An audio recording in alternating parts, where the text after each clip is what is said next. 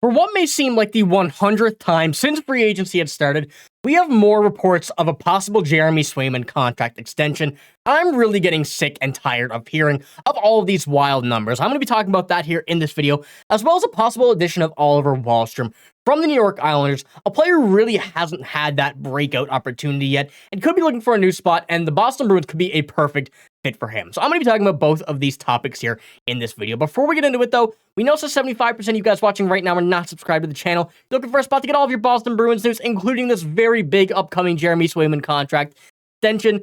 You're going to want to hit the sub button so you don't miss out on anything that we post Boston Bruins related. We have a lot of stuff coming, and this is going to be a very, very busy, I would say, couple of months. But let's get into this video right away, and I wanted to talk about this report that we have from Jeremy Swayman, more of this negotiation from the contracts, because things are really getting out of hand. And I could have titled this anything, this little chapter here, but I'm getting tired of hearing of it. You know, this is one that, like I said in the intro, we've been hearing numerous times about what a number could be, what the term could be, where they are on the negotiations between Swayman and the Bruins.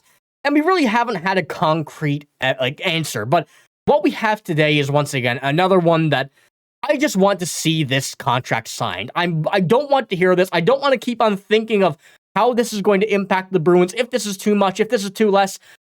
I'd rather just have this on paper and ready to go. And this is what we have today, featuring all of this negotiations and everything. And this is what we have. In a recent mailbag for NHL.com, Dan Rosen wrote that Swayman's asking price for his next deal will likely depend on the term.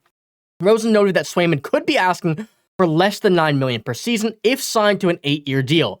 However, he also addressed the possibility that the Alaska native could expect over $9 million or even $10 million per season if signed to a 5 or 6-year deal. And right away, that number is absolutely ridiculous. And I know Jeremy Swayman's going to get paid. I know that contract, what he's going to get, is what the Bruins are going to have to pay for him because of the situation they put themselves in with the Linus Ullmark trade. However, that number is absolutely outrageous. I've said it before. I've said anything above $9 million is quite a payday for Jeremy Swayman. Good for him, though. We want him to get the contract that he wants. But from a Bruin standpoint, from a fan standpoint, and from what we're going to have to look at in the future, a number like that to me just don't seem right now. You know, and I'm not saying that he won't make that in the future. I'm not saying that that's not going to be a future contract of his, but the Bruins right now can't afford to pay Jeremy Swayman, a goalie who only has 144 career NHL games, that $10 million number. That number is just too high. You know, that's among some of the top goalies in the NHL. Not there yet, but I'm not saying he won't be. But from this contract, it's just a situation where we need to get him signed. You know, as I said, we need to get him signed. This contract of that short-term and long-term may be a bit of an issue, especially the short-term, especially when the Boston Bruins only have $8.6 million in cap space right now. So my question for you guys is, would you rather have Jeremy Swayman longer-term for less price, or a shorter-term for more? To me, personally, longer-term, shorter price works out. I feel like Jeremy Swayman is only getting started. You know, he played very good in last year's playoffs. Many people are thinking that could be the extent, but I see Jeremy Swayman getting much, much better. Just given the time, his first full season as a starting goalie may not go out as we wanted to, but that's a learning curve. That's a learning experience that we knew Jeremy Swayman was going to have to take. So whatever happens, happens, and this is going to be a big situation. But I do want to know what you guys think about that number. You want the $10 million? I know that's a lot of money. We've spoken about it here before, but what the Boston Bruins are going to have to do, they put themselves in that position. So, like I said, let me know what you think. What contract would you prefer of those two? Not a set in stone one, but $9 to $10 million for 5 to 6 years, or 8 by 8, or 8 by 9. Let me know. It's a pretty big situation, pretty big thing, but we want this contract signed. So let's move on to our second topic here of this video.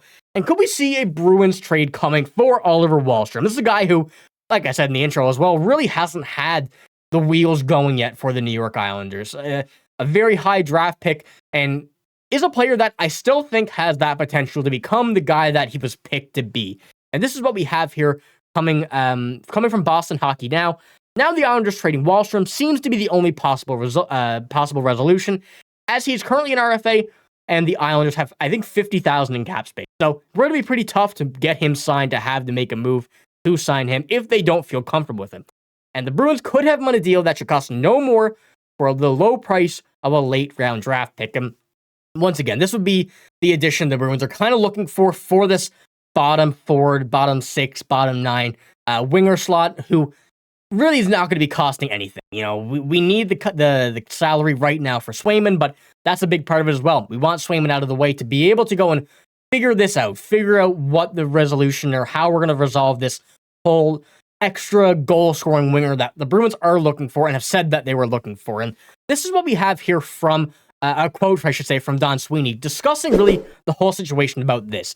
The depth of our defense is the strength of our hockey club, and I wanted to make sure we had those foundational pieces in place. I think as a group, as a whole, we can tease a little more offense out of it. And so Don Sweeney has still mentioned that he wants this team to be a bit more offensive, whether that's from the internal or whether that's from a guy like this that we get for a minimum in free agency, we get for a very low price in a trade, or maybe he does go out and make one of those unlikely high-paying, top prospect moves, somewhere like Rutger McGroarty. But for my opinion and what I'm thinking right now, Oliver Wahlstrom does have more of a Bruins name attached to him than a lot of other players similar to that whole deal and situation that they would be coming out of. But from this is what we really know from Oliver Wahlstrom could turn into, how this would work out and what he'd be like. But overall, it's a low-risk, high-reward trade. At worst, even if he doesn't make the team, Wahlstrom will provide a sense of internal competition that Sweeney has discussed with his presence in training camp and pushing the other forwards.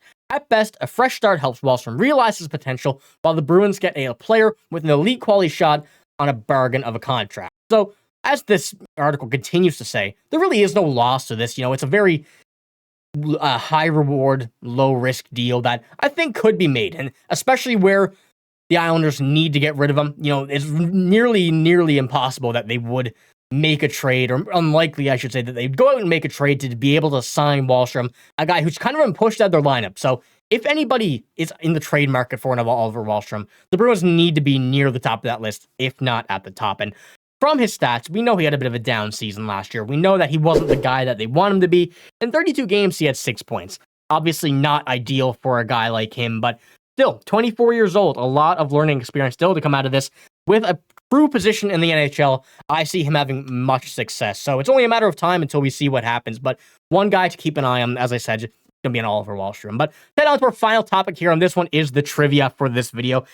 A lot of you guys got the last one. I'm pretty surprised. I know you guys are very Bruins knowledgeable, but I figured that was going to be a bit of a harder one. So I'm going to do one today that could be one of the most difficult ones I've done. But here we go. And this one, who replaced Robbie Ftorek as the Bruins coach with 9 games left in the 02-03 season? Leave it in the comments below. It'll also be in the description. But, we have a lot to discuss here. I want to know what you guys think in the comments, as well as the answer to that question. What do you think? What contract of Jeremy Swayman reports do you want to see? Let me know. We have a lot of stuff to discuss. I will be coming back to this here in a future video, probably not too long away. So be sure to hit the sub button so you make sure to come back and see that one, see what we have to say, and see what you guys have to say as well. But I do appreciate all the support lately. It's been absolutely insane. But I'm signing out. Thank you for watching. Hope you do have a great day. See you later.